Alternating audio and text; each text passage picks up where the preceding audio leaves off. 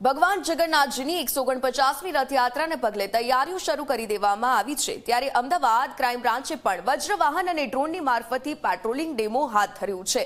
આ ડ્રોન પેટ્રોલિંગથી સીધી જ નજર રાખી શકાય તે પ્રકારનો ડેમો પણ તૈયાર કરવામાં આવ્યો છે। ત્યારે આ ડેમોના ભાગરૂપે ક્રાઇમ બ્રાન્ચની ટીમે જમાલપુર પોલીસ ચોકીથી જગન્નાથ મંદિર પાસે તેમજ જમાલપુર દરવાજા પાસે ડ્રોન અને વજ્રવાહનથી ડેમો હાથ ધરવામાં આવ્યું છે।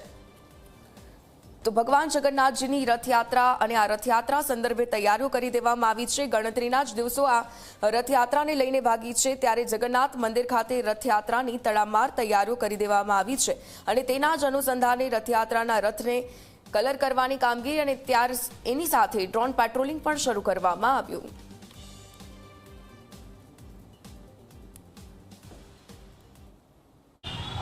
आगामी भगवान जगन्नाथजीनी 149मी रथयात्रा निमित्ते पोलीसना वज्रवाहन तथा ड्रोन द्वारा संवेदनशील विस्तारों में कायदो और व्यवस्था की परिस्थिति जळवाई रहे ते माटे सघन पेट्रोलिंग और ड्रोन द्वारा सतत सर्वेलन्स राखवामां आवे छे।